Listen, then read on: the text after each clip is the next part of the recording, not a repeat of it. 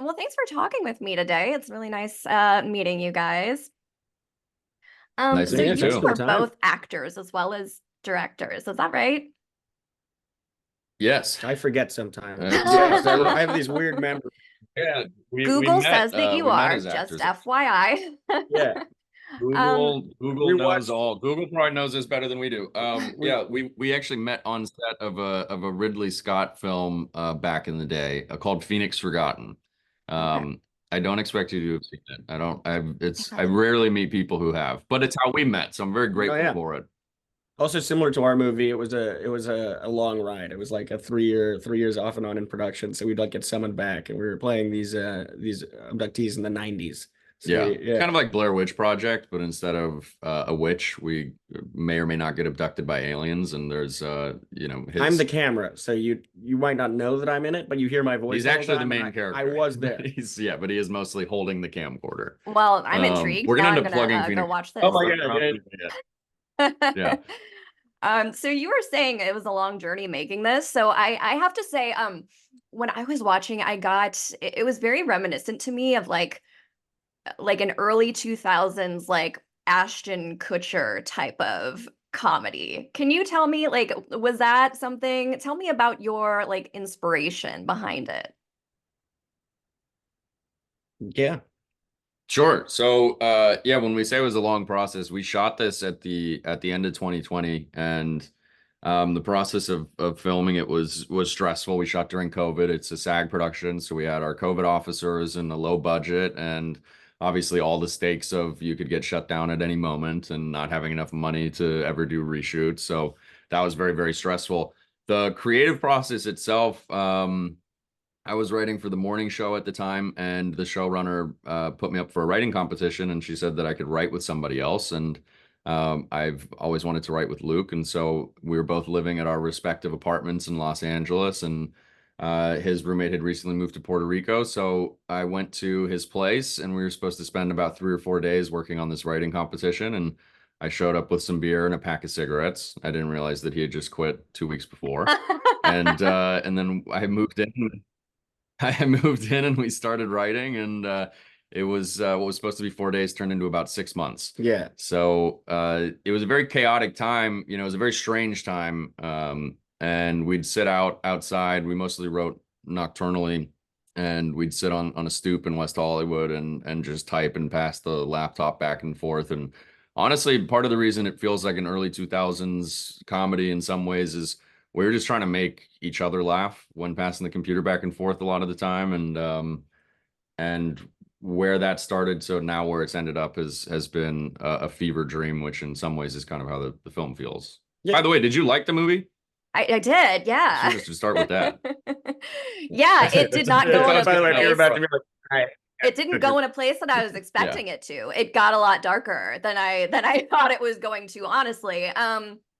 Yeah, which brings me to Yeah. my next question. well, I think It's quite a mix of comedy and then drama and like some pretty dark drama. Like, was that a hard balance for you guys to strike?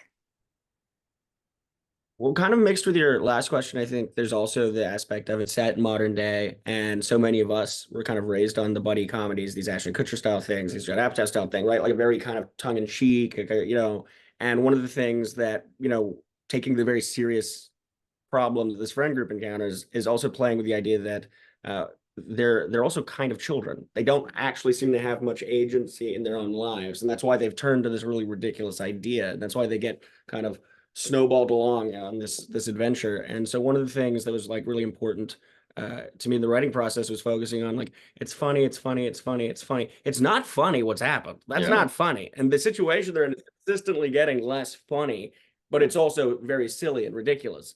And so trying to like walk that line, and I hopefully we did, and it seems like we do when we're in the screenings, is like, a big dream I always had for the film was like for people to be laughing in the beginning and still laughing and still laughing. And then you start to hear the like, especially if you have a bigger crowd, we actually can hear it in the Yeah. audience. You can hear it in the breath. You hear some people going like, oh, that's quite sad. Yeah. Oh, Yeah. that's quite sad. Oh, what's going on? Yeah, from about 15 minutes in, laughter starts, and then it's pretty consistent. At least in a showing that goes well, it's pretty consistent laughter all the way towards about the last like 15 minutes, and then it starts to get a lot quieter. And I think people start getting confused because the normal model for films like this is, you know, everything's going to be okay. 100%. Also, I think it's really important. Like the film was completely independent in its origination, so we were much more able to, when writing and when going back and forth, be like, I mean, just to be independent. And so we wanted to make something that wasn't like the scripts that we read all the time as actors, or, you know, in the writing process. And, you know, like the amount of notes we got from people where they were like, you know, the suggestions were very much, let's take it back into a stoner comedy. Let's take it back into that Yeah. direction. Yeah. And being able to go like, no, we love those. I've watched all of them. I've watched all of them dozens of times. But that's not what this was meant to be. This was meant to be almost like about, you know, guys we know, and how, you know, sometimes I hate to use the word impotent. I'm not saying that the guys that were impotent, but like the emotional impotence of modern male existence. For a while, I was like, you know, that meme where it's like guys will do this before they go to therapy. It's kind of like guys will literally 100%. kill each other before they go 100%. to therapy. Like that's kind of Yes, what it made me think of. that's exactly right. And I mean, and We have a scene without spoiling the movie where someone says it. It's like, or we could just go home. We and could you just could talk to her. and then we just do a cut. Yeah. And now they're at Right. now they're at a giant imposing tunnel. And Yeah. it's like that was very specific, that one. yeah, because, that like, that was a very fun cut in the edit where it was like someone proposes the reasonable solution and the movie just goes, nope, Right. not doing that. And I think that part of the thing that's fun too about two modern guys attempting to do this is it's so insane for them to do what they're doing, but it was also so normal not that long ago. And it was actually considered almost insane not to, for a lot of our country's history and a lot of just like culture, you know, with masculinity through the ages, to back down from an affair of honor was considered more shameful than dying. So it's watching two modern guys attempt to do something from the past is what evokes some of the drama and then also the silliness. Also, we've always been very clear as the filmmakers and, you know, theoretically the creators of this whole thing, but just to say it, we don't have a position on whether or not, you know, they should do that. I would actively encourage people not to go doodling. I think that's probably a very bad idea, very dangerous. But at the same time, when we interact with audiences, the amount of times we encounter people with very strong opinions as to whether or not the boys were stupid or whether or not they look up to it has been really kind of fun and interesting. Yeah. Because we try and make it understandable how they got there in a very, very insane way. Yeah, we've had, and one of our favorite reactions after one of our first test screenings was a group of young women approaching us and saying, thank you for making a movie about how stupid men are. Yeah. And then there was a group of guys standing next, and the group of guys immediately jumped in before we could respond and went, what are you talking about? This movie's about how men need to draw a line in the sand and know when to say enough is enough. And we didn't even say anything. That those two groups started arguing, and we thought that was actually we either made a Bruce Springsteen song or we made a meditation on toxic masculinity. I was gonna say, I think you just made everything worse. So thanks a lot. Thanks for that. Yeah. All right, I only have like a minute left, but before I let you go, I need to know if Patrick Warburton is like the coolest person on planet Earth, because he seems like he would be, and he's like so cool. So I need you to put my mind at ease and tell me that he is. He is one of the coolest things that's come from this project is that we hang out with him now. Yeah. He has us over for barbecues. He throws like karaoke parties. He is the nicest, kindest man, and he is an absolute pleasure to work with. The fact that his resume is what it is and he is as down to earth as he is such a rarity. And I would work with him every day of the week for the rest of my career. He's 100%. an absolute phenomenal talent and an even better person. Yeah. One of the great honors of my career is to have worked. Yeah. And he can make anything funny. I mean, writing for him is like writing on steroids or something. It's just everything, any line you write, you go, well, Pat's going to make that funny.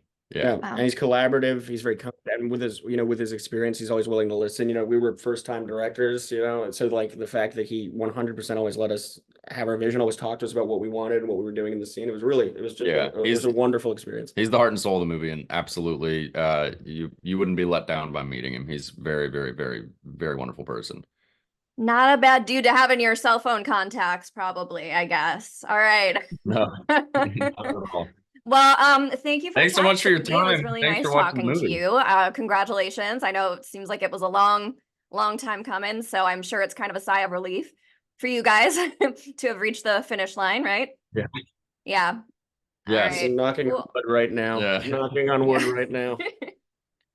All right. Well, I am gonna let you go. Thank you so much for taking the time to talk with me today. Thank you. I Thanks really for appreciate it. watching. Yeah, thanks for Appreciate it. taking the time.